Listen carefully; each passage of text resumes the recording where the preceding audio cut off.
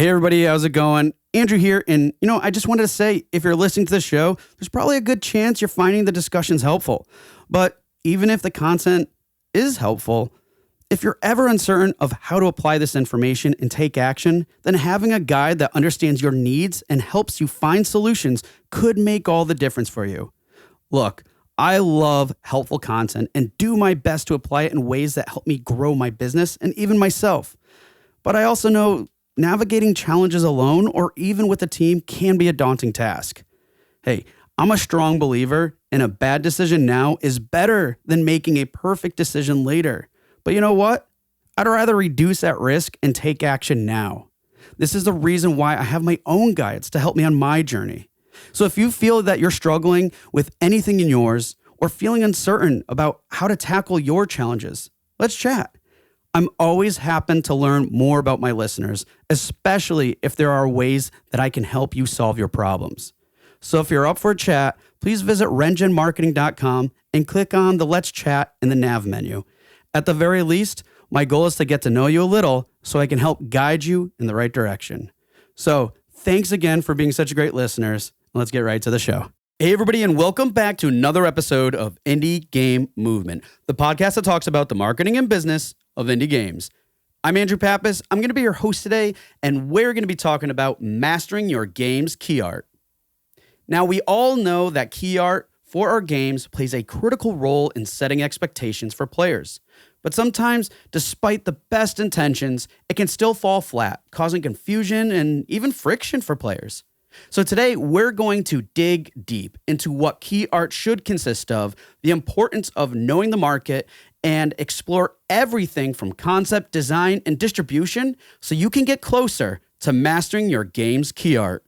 So that's what we're going to be talking about right here today on Indie Game Movement.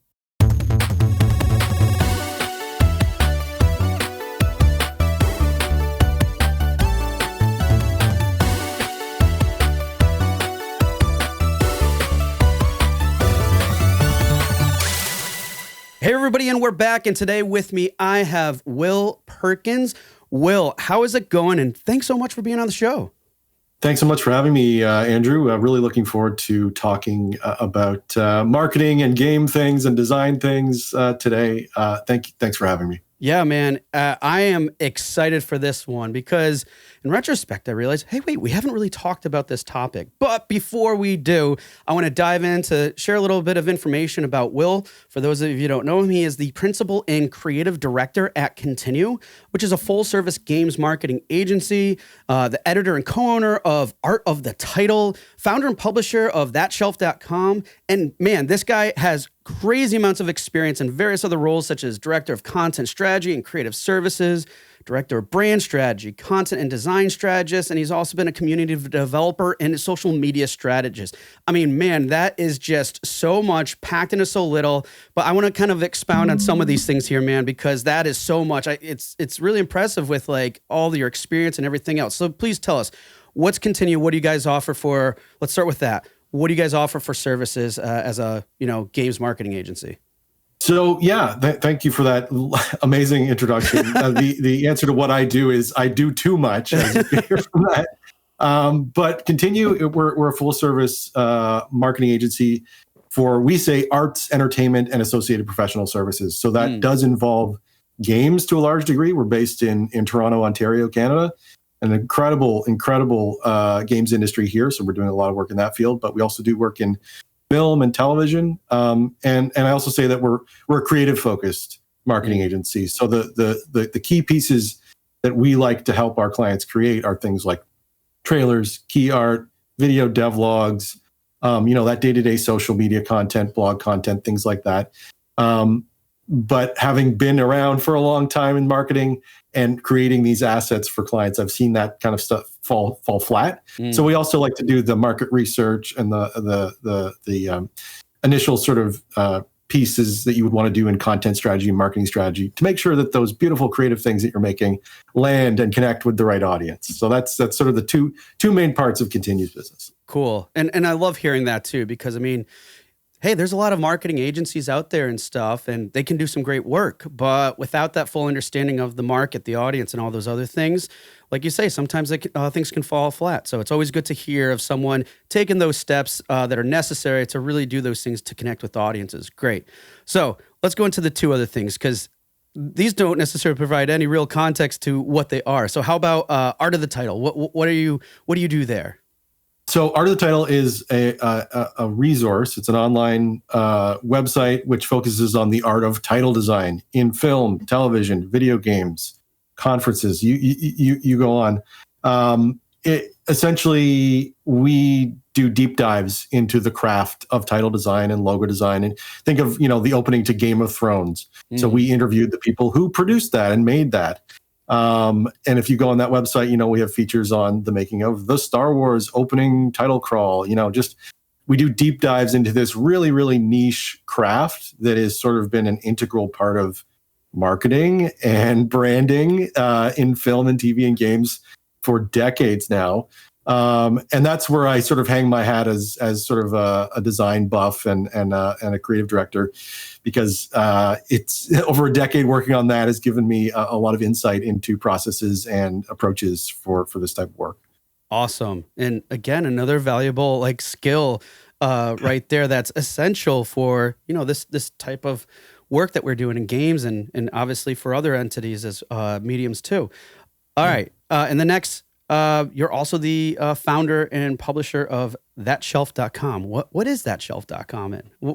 That shelf is that shelf in your house that you put all of your nerdy collectibles and things on. And the site itself, thatshelf.com, is basically a film and television focused entertainment website where we review movies, write features, things like that. Basically just explore and expound upon all of our passions in that realm. And so working in that capacity as an editor and a writer and the publisher, it's given me a really good view into, how media works, how audiences engage with media. And it's also connected me with a lot of fantastic writers and journalists, which again, if you're on the dark side in marketing or PR, knowing folks in the writing and journalism world, it's great. It's great. It's a great connection to have. But again, yeah, that's one of many hats I wear. The paying job, the job that keeps the roof over our head is continue the agency. Yeah, but still, that's really cool. Definitely appreciate all those things, and considering that it sounds like a lot of these are really like entertainment resources and other thing, but I would say they also provide a lot of value in terms of, what you're covering and everything else. So good stuff. Well, thank you for sharing more about that. But we want to do an even deeper dive here, man, and put you through the Q-Box round. And folks, for those of you who aren't familiar, the Q-Box round is just a series of some random questions I prepared here for Will. So Will, are you ready to enter the Q-Box round? I will do my best. Okay. I'll take that as a yes. Yes, I'm ready. What's your main approach to tackling problems? Listening and iterating. On the marketing side of things, hearing out the client. I think trying to come into a situation and impose yourself on them or what they're trying to do in a really prescriptive way is setting yourself up for failure. So listening to their problems, taking that journalistic approach to really understand the studio, the team, their goals, their desires for the game, the hooks, the shortcomings, understanding everything top to bottom so that you can become an expert in it. So that's the first step. And then iterating from there is being willing to try things, coming in with, your best practices, your experience, your knowledge, and what you've learned about the game or the project, and then being willing to try stuff. And that's the great thing about the games industry. Game devs appreciate and understand iteration. And on the marketing side of things, a willingness to experiment and try things and check that box that says other. That's key. That's key. That's awesome. Absolutely love it. All right, next one. What's the most common mistake you see companies make in the industry with their businesses? I think if you're talking about game devs here, I think it's the not doing the fundamental sort of market research and look at the state of things before you're diving in and spending, 1, 2, 3 years developing a project. I think you have to do that kind of due diligence from the get-go to really understand, what the state of the market is, before you even program a line of code or start, designing anything. It's just understanding, what am I trying to make here? Who is it for? What exists out there like it? And what can I glean from these other games, other projects, not just in how their games are made, but how their games are marketed. And I do have conversations with people who are, 2 years in on a game, and it's like, well, did you not sort of consider X, Y, and Z 2 years ago? And like, no, I just really wanted to make the game. And it's like, that's great. That's your passion project. But like, it's hard to expect maybe the results that you were hoping for if you haven't done that due diligence, if you haven't thought through the sort of fundamental pieces of how you intend to market the game and bring it to the audience from the really early stages. Right, because there's like, it's kind of like if you set a course a certain way, after a certain point, you can't necessarily turn around and go back and start over. Exactly. Right. Exactly. Yep. And just to add to that quickly, like, we're really fortunate in Canada that a lot of the game projects here are subsidized and funded by things like the Canada Media Fund and Ontario Creates. These are really great organizations which make games possible for a lot of folks. And these organizations require you to demonstrate that viability, as you're creating the application to get the funding. Right. So we're fortunate to hear that a lot of game devs have already done that thinking, and they're not coming into it 2 years later after they've made the game being like, oh, right, I got to market the game too. It's like, no, it's already been sort of thought through, and they have a good idea of where they want to go with it, which makes our job easier for sure. Yeah. And it's nice to have like those types of things that kind of like set that precedence. Because I mean, it's in their best interest, and obviously in the interest of the creators too. So absolutely great. And last for the Q Box round, and the staple here on the show is, what game are you playing now? I'm going to give you a really basic answer and say Starfield. like a lot of other people, I'm into that right now. I'm still playing Tears of the Kingdom. Okay. I'm going to work my way back to Baldur's Gate 3 and Cyberpunk eventually. On the indie side of things, I like to keep it Canadian. I'm obsessed with Tunic. I'm a big Zelda head, so that's a big one for me. And then I've been playing Coco Cucumber's Ravenlock, which is a fantastic Game Pass game. We helped launch earlier this summer, but I've been playing that with my daughter and really, really enjoying that. And then Capybara Games Grindstone, which is just an incredible, amazing, addictive game that just keeps going and going and going and keeps me coming back. Awesome. So quite the list there. You know what's funny is I think no one else that I've interviewed has mentioned Starfield yet, which I'm shocked, because usually it's like if there's something out there that's like really trending and big, people are playing it, and it usually pops up at least a couple times, but it's the first time I've heard Starfield, which at any rate, cool lineup. It sounds like you're well invested, and it's also cool to know that you're also investing some of that playtime hanging out with your daughter and engaging with her too. So it's always good to hear that, because share the love. Exactly. Yeah. Well, thank you for that. But now that we're here today, we're done with that. Rather, we're going to get right into the meat of this discussion, which I'm really excited about for lots of reasons. And folks, that is mastering your game's key art. Because I mean, there's so much involved with key art that I think sometimes we generally forget about for whatever the reason is, right? So I want to kick this off with, we all know the importance that key art plays for games and making like a strong first impression. But, we don't always know what exactly that may consist of. So I was just curious if you could just like outline specific areas or categories that you think key art should address in order to make that strong impression.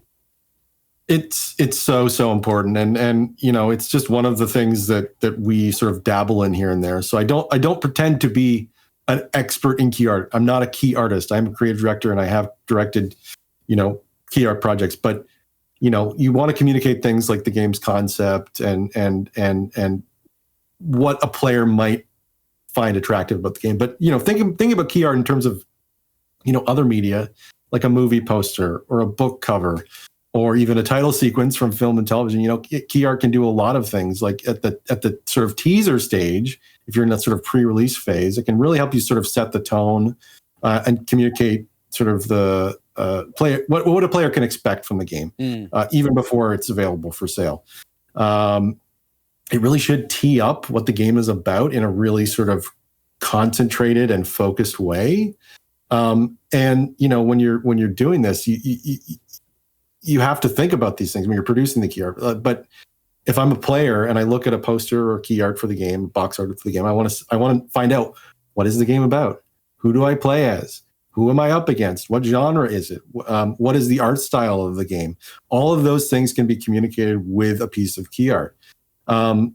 What I think is more interesting about key art, and above all those other things, is stuff like, what emotions might you experience while playing the game? How does the key art communicate that to a player? How am I going to feel playing this game? Games are such an experiential medium that if you have the opportunity to communicate in a really focused, exciting way to a player, this is how you're probably going to feel playing the game. That's a really exciting thing to do with key art. It's incredibly hard to do that with key art, but if you should be striving for that. You should be shooting for that.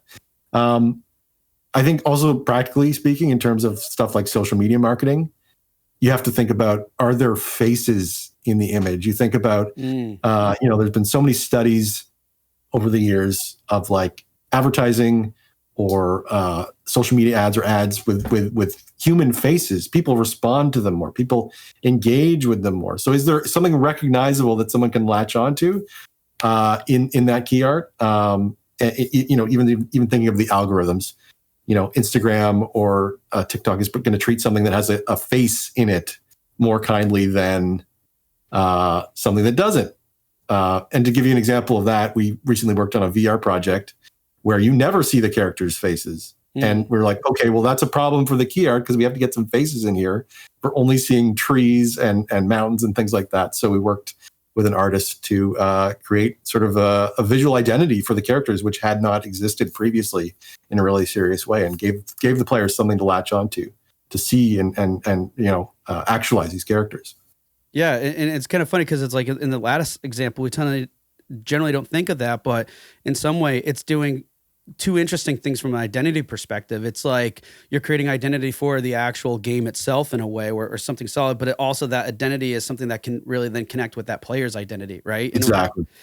Wow, really, really cool stuff. Because that's a good one because we generally don't think of it. So those are a lot of great like categories. I mean, you called out to like things like concept, art style, which obviously can relate to like design, and then like the emotional aspect. I mean, there's just so many different things. And as you were providing some great examples for, I mean, we can dive deeper on that.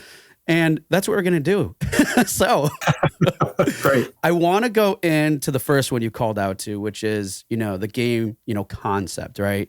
Because, sometimes we know that key art doesn't necessarily align with let's say the game's genre or other characteristics that, help differentiate it from other titles.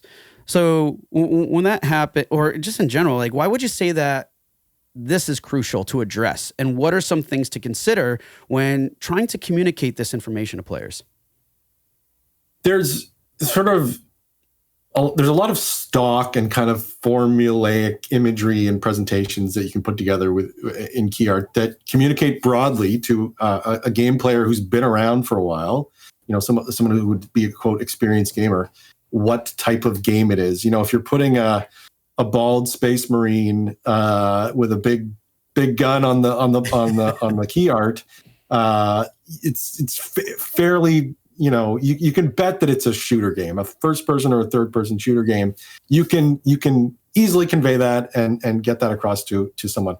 Mind you, your key art is then going to look very similar to all those other bald space marine games that use the same kind of key art. So there's kind of like this there's the stock formula stuff that you can sort of lean on, but there's also ways to sort of subvert that in a lot of fun ways. It's specifically around art style. That's where key art can really sort of differentiate your game, I find.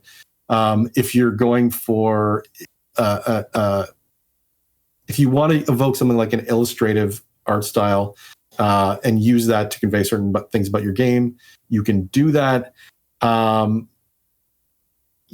think back to the 8-bit and 16-bit era of games, like 80s and 90s era.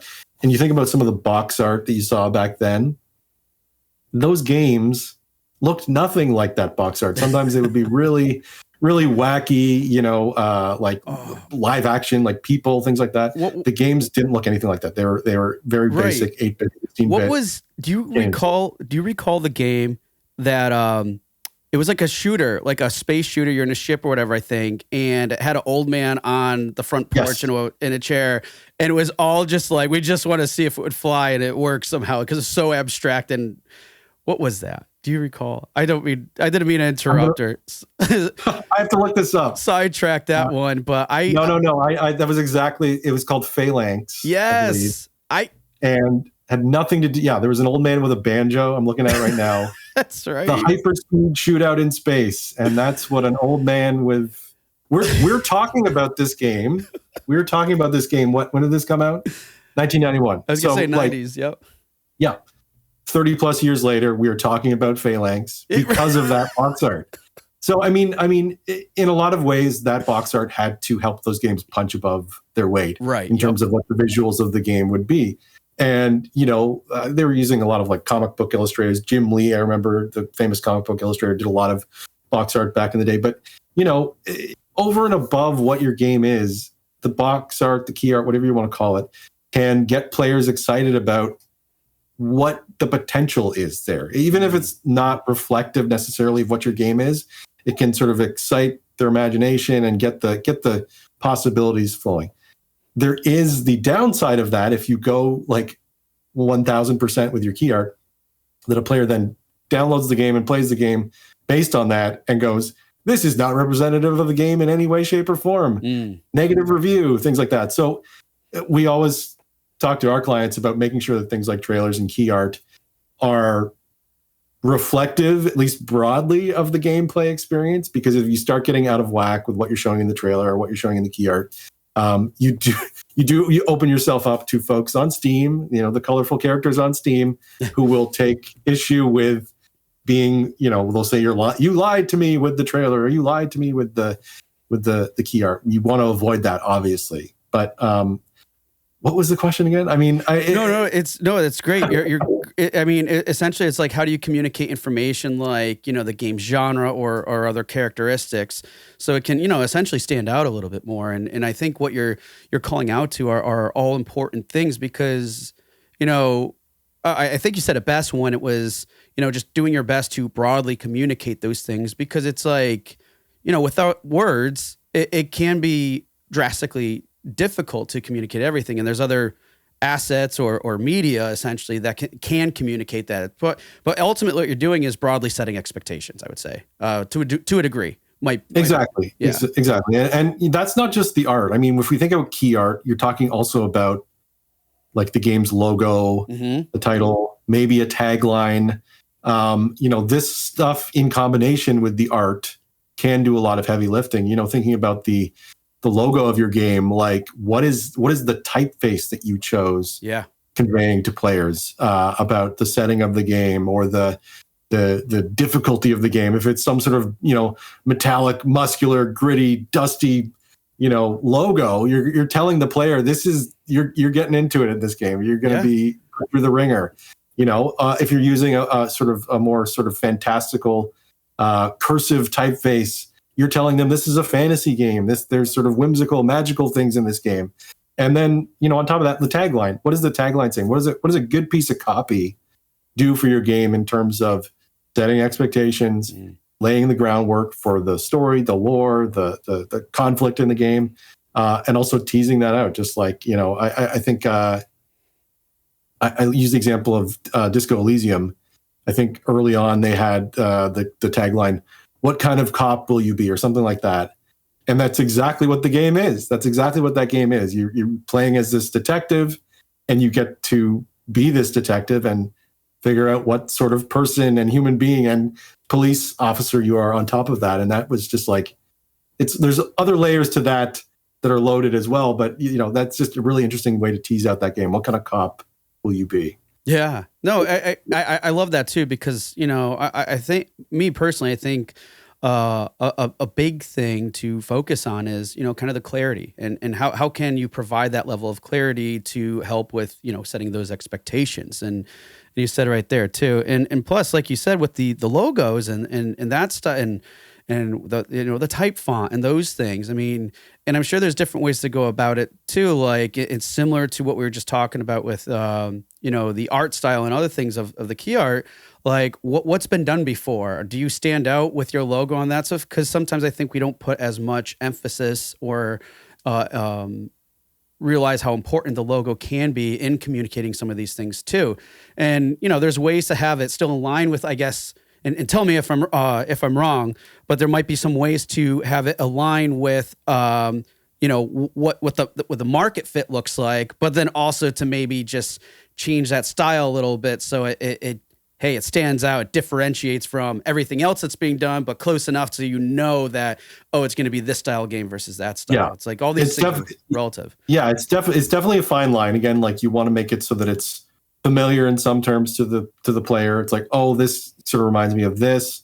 But you keep in mind, if you're talking about at the indie scale, the big AA, AAA games, they are thinking a lot about this stuff. They're putting a lot of money into this. They're hiring guys like Corey Schmitz to do really great logo treatments for their games. There's a lot of design thinking that goes into it for a lot of those reasons we've talked about, either reminding them of other things or sort of trying to clue in and say like, oh, it's this genre of game with just sort of a subtle thing that's going on in the logo. All that is to say, yeah, it's so tricky to figure out, okay, I want to remind my players of these other games, these other genres, but I also want to stand out. And it's a real art. There's a real trick to it, and there's no one size fits all. You can't just come in and say like, this is the way you do it, because every game is different and players will be attracted to a game for different reasons. And so again, it all just goes back to putting thought into it. Yeah. And unfortunately, a lot of times these things are an afterthought, especially on the indie side of things, because folks are busy building their games, they're making their games, and they get to a certain point and they're like, crap, right, I need to make a logo for this game, or I need a piece of key art because I'm about to put it up on early access in Steam. But, it's the earlier you can start thinking about this stuff, the better, I always find. Yeah, no, definitely good point. Now, I'm going to sidetrack us for a quick moment here.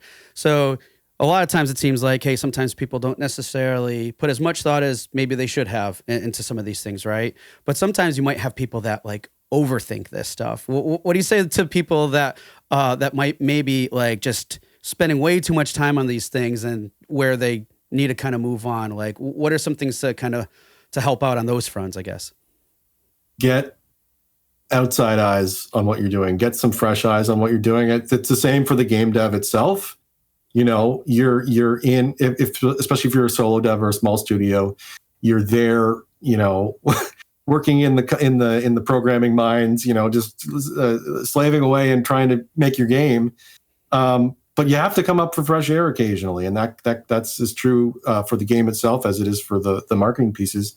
If you've got an idea for what you want your logo to be or your key art to be, concept it out and explore it in a concept form, and then get some outside perspective. Ask your friend or your family or someone is a designer and say like, I'm trying to communicate certain things with this. What are you getting from it? Yeah. What does this tell you about what I'm trying to do? And you can keep those things in the back of your mind and don't tell them. And if they come back to you and they say something completely different, great, that's cool. And maybe that's valuable to you as well. But then potentially something about what you've got in your head is not coming through. And that's when you might want to revisit what you're trying to accomplish with something like a logo or a piece of key art. Perfection is the enemy of good. Yes. Iterate. But again, wherever you can get those outside perspectives or knowledgeable perspectives, do that. I know it's tough sometimes when you're really precious about your project, to make yourself vulnerable in that way and say, hey, I would like your honest opinion on this. But it's so key, because if it makes sense in your head, but it doesn't make sense to anybody else, it's not going to make sense to the players at large or the people that you want to play your game or find your game. Becomes a problem for sure. Yes. All right, cool. All right, well, I want to move on a little bit and kind of talk about another area like design in particular, and in general, or one of the areas that I'm thinking about here in terms of my question is like, key art, regardless of its quality, it can totally be subjective, right? To eyes of the beholder, to others, or whatever. So knowing this, what factors would you say should be considered and looked at from an objective point of view when determining like the quality of the key art? I would say, learn from the best. There's a lot out there. There's sites like, I don't want to toot my own horn, but there's sites like Art of the Title. There's sites like Posterphilia. There's a lot of like resources out there that have, thousands of examples of key art and posters and book designs and things like that. So the most important thing you can do is just sort of understand what works and what doesn't, and what has historically sort of performed well for people. That's sort of job one, I would say. Like, understand what's out there, what the history is of it.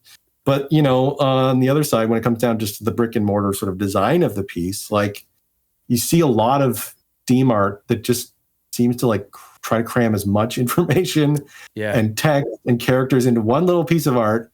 And the results can really come off as kind of just confusing and ultimately sort of off-putting. So it's just, understand what you want the composition to be. You need your title there. You need something that sort of infers the setting or the genre, and you probably want a character or several characters there. And just focus in on those things, and then build, try to build out there from there potentially, because less is more on Steam, because you see this stuff that's just so rammed with bright colors. It just starts to blend together.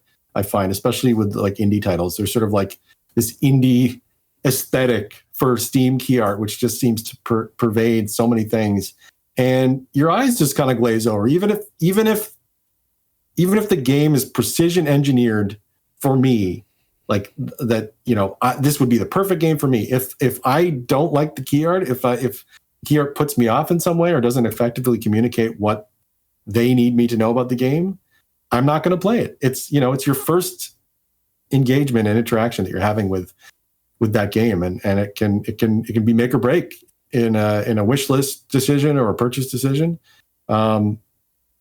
Just going back to composition and things like that. Is there negative space in your key art? Like, again, we talk about things that are overloaded and crammed full of information and text. Like I said, less is more. Sometimes negative space can do a lot to draw the eye towards a title or a character's face or something like that. And you do see a lot of that on the AAA side of things. It is very sort of minimal and straightforward because they know that they have 2 or 3 key things that they want to communicate to players, and the key art has to do that. So I think less can be more, and just understanding what your priorities are, what you really, really need to communicate. Not like, here's my whole game in one piece of art. Like, just no, what do you want to tell them? What do you want to tell them? Yeah, exactly. Because if you think of the whole process, like the journey, right? A player will see key art, and then from there, or see some type of imagery.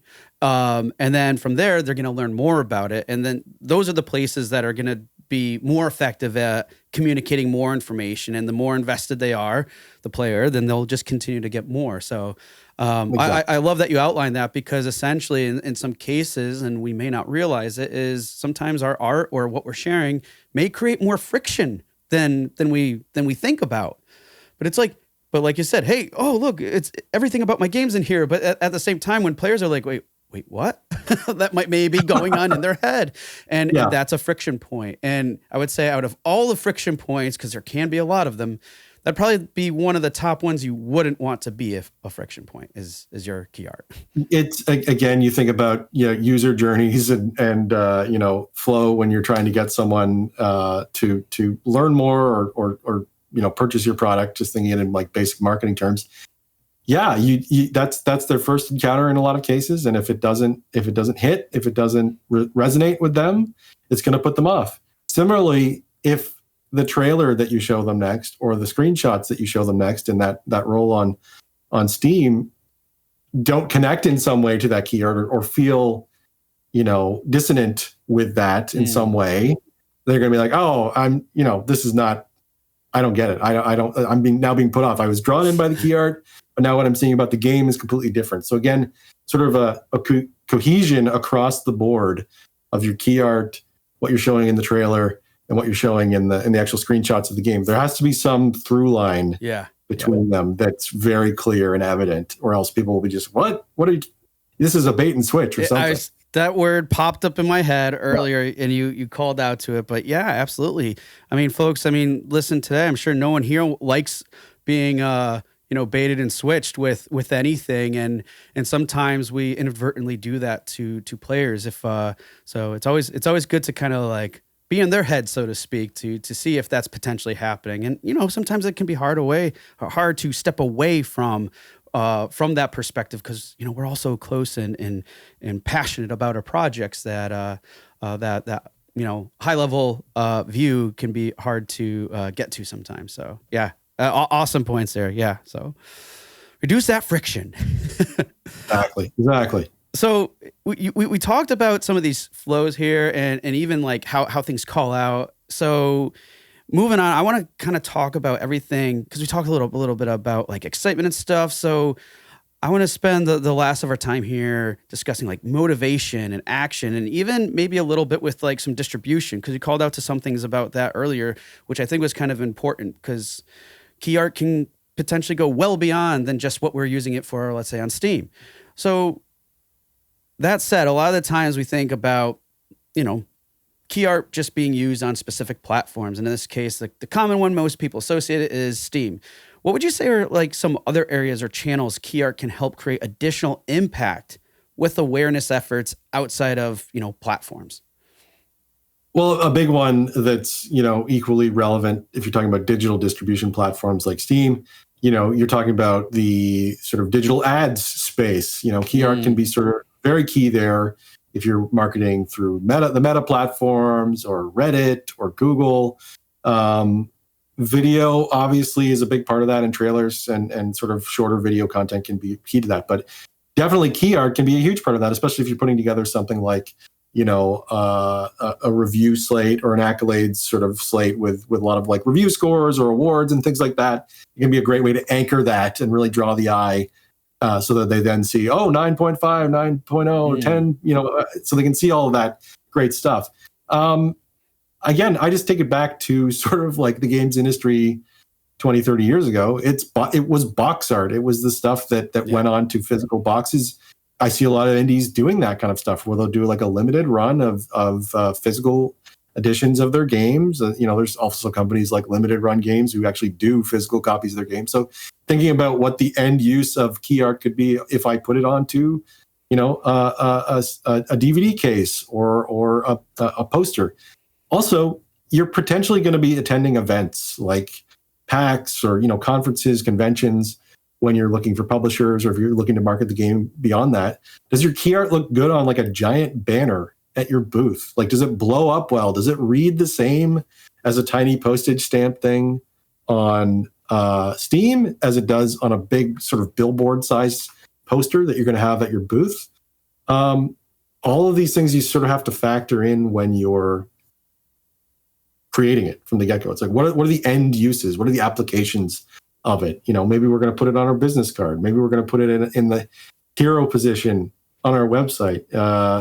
If you're talking about Meta, like the Meta Quest, like the VR side of things, which people are talking about more and more, they do a cool thing called immersive layers with your key art. So they do like a parallax view, so that people in their headsets get this kind of like semi 3D version of your key art. So even thinking about like what the layers of your art are can be really important for applications like that. So, but yeah, the sky's the limit basically in terms of what you want to do, and the end applications can be like a really interesting or a different way to market your game in some cases. If you know that your game is themed around, like the 80s, sort of Stranger Things, like synthwave kind of stuff. Yep. Maybe you want to put out a limited edition like audio cassette or VHS tape or something like that. What's the throwback version of that sort of evokes the era and the setting that you're trying to convey in your game. So like, the sky is the limit, but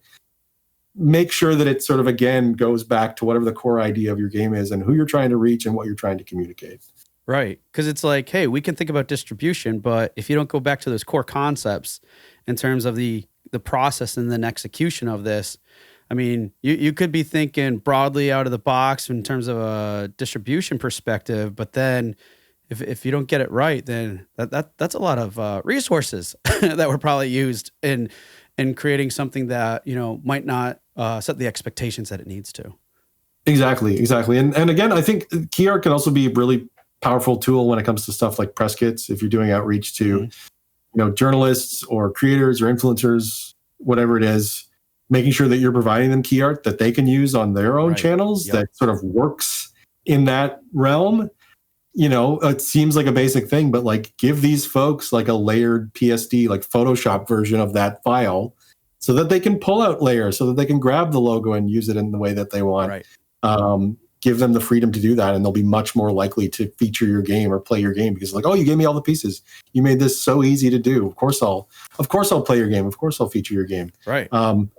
Send them some brand guidelines too if there's ways that you don't want the key art to be used, like don't recolor it or resize it or squish it or stuff like that. But yeah, it can be such a powerful tool and piece of your arsenal when it comes to marketing the game at all levels.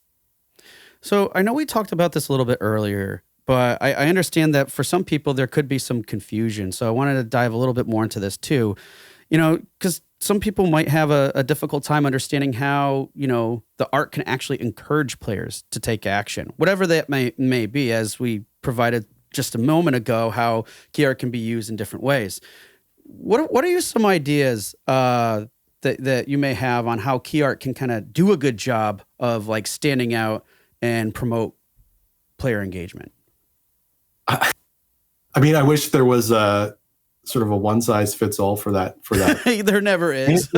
there never is. But I just mean like, if I think when we were talking before the podcast, uses the example of, if you're on Steam, don't use like a bluey gray kind of color for your key art because it's just going to sink into the background of the platform. Right. So that's sort of a basic thing of just like making it stand out. But again, I think on our end, we get to work over in film and TV occasionally. So we have access to a lot of artists who do work over there. And we've found that there's a huge appetite amongst those folks to do work in games, but that games and film and TV are so sort of siloed apart from one another in a lot of cases, especially at the indie level. AAA, there's some overlap there, but at the indie level, these folks don't get an opportunity to work over in games, even though the desire is probably 100% there. So if you want to set your game apart, if you want to lend it a look and feel that maybe helps it punch above its weight, if you're a small indie title,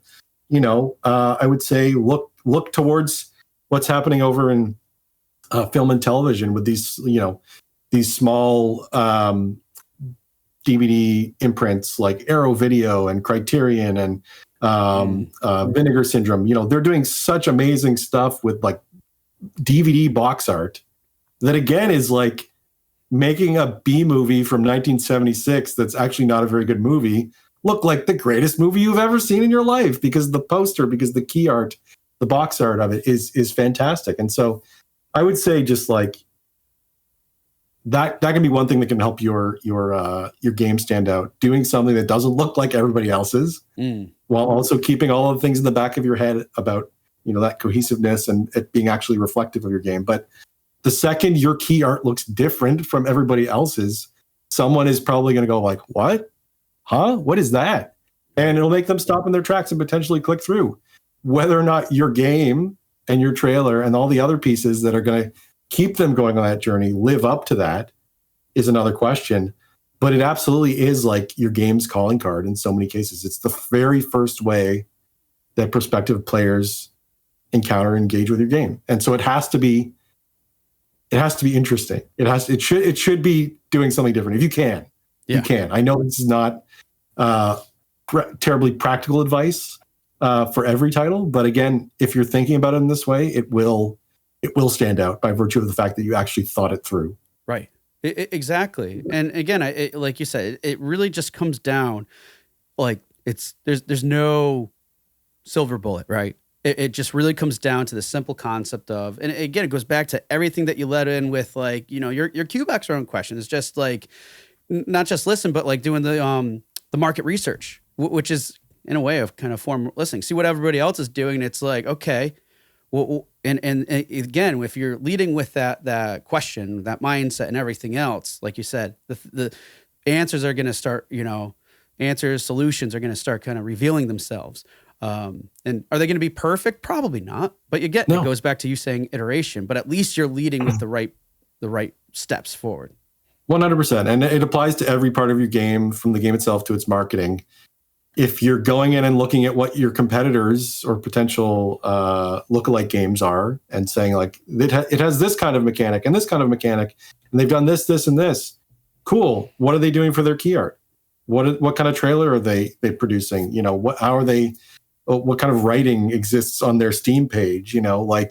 See what's working for your competitors, learn from that, and apply it to your own game if possible. I mean, we're not here in a vacuum. There's so much information out there about sales and reviews and just the way that these games are positioned. How does their Twitter account talk? Like, what is the brand voice of their social media output? Again, this is all stuff that you should be taking in and internalizing and using to your advantage if you can, or at least just trying to learn from on a base level, because otherwise you are just sort of, flailing around in the dark and hoping for the best. Yeah, no, yeah, absolutely. All right. So with all this said, with everything that we were talking about, I understand that, sometimes devs and even studios may not necessarily be able to afford the level of quality that, they feel that their games need in order to be properly represented. So what are some ways to kind of tackle this problem for those who need key art or want to focus on improving what they currently have with a limited budget? Any things that could help people in those situations? I think just going back to exactly what we talked about is just that research aspect of just looking around, seeing what you like, seeing what you feel players who you're going after might like based on the types of games that they like, and use that as a starting point for creating a concept or whatever. I mean, I think an easy low-hanging fruit is just making sure that your logo is very solid. And there's resources out there. If you don't have the capacity to do it internally, or if you have someone on your team who's an artist who maybe doesn't do that, you can say like, hey, do you do this kind of thing? And just, you source it internally if you can, first of all. Yep. That will cut costs. Ask your artist or your art director, like, do you do this kind of thing? And you might be surprised at the answer. But there's also stuff out there like, there's freelancers, students who do this kind of stuff. There's folks who specialize in this work. There's outfits like my agency that can offer these kinds of solutions at not a like bank breaking level, I hope. But and also to my point earlier of like folks who are working in film and television, they play games, they love games. They're not always given the opportunity to work in games. If there's an artist that you like, think outside of games. Look at newspaper editorials, folks who do illustrations for commercial work, seek them out and say, hey, I'm doing this project. I've noticed you've never done any work in games. Would you like to help me out here? Would you like to work on this? You might be surprised at the answer. Folks have a lot of interest in this medium, don't always get the opportunity to work in it. And if you come to them with an interesting project, they'll be like, well, normally I would charge my like corporate client or my magazine client, a large amount, but because it's this indie game project and I really like what you're doing, I'm going to give you X rate that's like way below market value or whatever, just for the opportunity to work on it. So, to quote Wayne Gretzky, you miss 100% of the shots you don't take. Take a shot, reach out to someone, see if they might be interested in doing it. People are out there who want to work in games, and you're only going to find out if you ask them. I love that you just used a Wayne Gretzky quote, by the way. But I am Canadian after all. I got to represent. I mean, true. But no, I mean, you're absolutely right. And I love that suggestion. And it's one a lot of people think. I mean, you were sharing earlier, like, hey, a lot of people in these other industries would love to have an opportunity to. And just by reaching out, that opportunity in itself for these, for some of these people that are, like you said, could be really A-list, high quality creators and workers, that opportunity gives them value. Even though it's not like, it might not be monetary value, but if they strive and always want to have that, you're fulfilling something that they want. And when you start thinking things in that way, it doesn't become a question about, oh, they might not consider it because look at what they've produced for this, show or whatever it might have been. It's more of like, think of it of a way as like, hey, if they align with it, something that they like and everything else, I'm giving them the opportunity to do something they want, opposed to me being like, oh, there's no way they would consider me, So I love that you said that, because I don't think there's too many people out there thinking that way, that could be an opportunity to get high quality where it's a win-win. Like, I just love that you said that. So thank you. All right. Well, we definitely discussed a lot here on the show today. So as we get ready to close, I would love for you to share any like tips, suggestions, even if it's something you already said, so we can kind of just quickly summarize what are things that our listeners can kind of take away from what we discussed. Well, I mean, I think we've covered a lot of these things, but I would say, start thinking about your game's logo and key imagery really early in development, maybe even before you start developing the game. Like, build a picture in your head of what you would envision it to be, because it's such a key part of what you're doing. You're about to sink 2 years of your life into a project. Think it through on all levels, and look around for inspiration, not just in games, but look at movie posters, book covers, logo designs, classical art. The frame of reference for games can and should be more than just games. There's so much out there that can be an inspiration and an influence on what you're doing. That's one. Two, I would say just ask yourself what you want that key art to communicate about your game, at that concept stage. Create those concepts, and then ask for the outside perspectives of people who have nothing to do with your game, just to see if they understand what it is that concept is trying to convey. And if they don't, go back to the drawing board and work on it, iterate it further until they get it. Because if they get it, other people will get it. And then that's a huge key part of your marketing that is sort of like solved, or at least addressed in a thoughtful way. Yeah, absolutely. And three, just, think outside the box. Even if you're making a game in an established genre or style, there's no reason whatsoever that your key art has to look like everyone else's key art. Maybe there are good reasons that it should, because there's very key things that you have to convey. But key art is the thing that can help your game stand out from all the rest. And if it looks like all the rest, it's not going to stand out. Exactly right. Because that's, again, that creates confusion, friction, all these other things that we addressed today too. So do what you can to stand out. Absolutely love these points. Well said.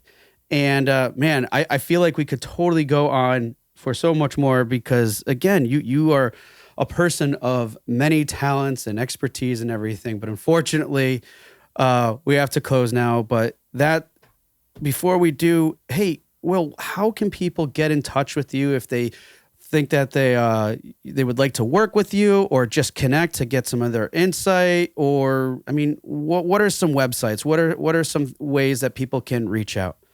I was afraid you were going to ask about our website. We're going to be launching a new one in a few weeks, and it's currently under construction. But you can go to continueagency.com. Okay. You can find the links to our social there, at Continue Inc. on Twitter. I refuse to call it X, and at We Are Continue on Instagram. And you can see examples of our work and the type of stuff we do on those social channels right now. And if you'd like to get in touch with me, I'm at William H. Perkins on Twitter, or will@continueagency.com. Awesome. Well, folks, I mean, look, some great stuff here. Will is just an overall awesome guy outside of his experience and everything else. So reach out if you want, interested, whatever. Great guy to connect with. And, again, Will, I can't thank you enough for being here on the show and sharing all this valuable insight when it comes to really, nailing down your key art. So thanks again, man, for being a guest on the show today. It was a pleasure, Andrew. Really enjoyed the conversation, and hope we can continue off the air or on the air next time. Yeah, really, really enjoyed it. Thanks so much for having me. Hey, everyone. Thank you for listening to another episode of Indie Game Movement. I'm Andrew Pappas, your host, and the show's producer is Mustafa Price. Show notes for this episode can be found by visiting rengenmarketing.com, the number episode of the show.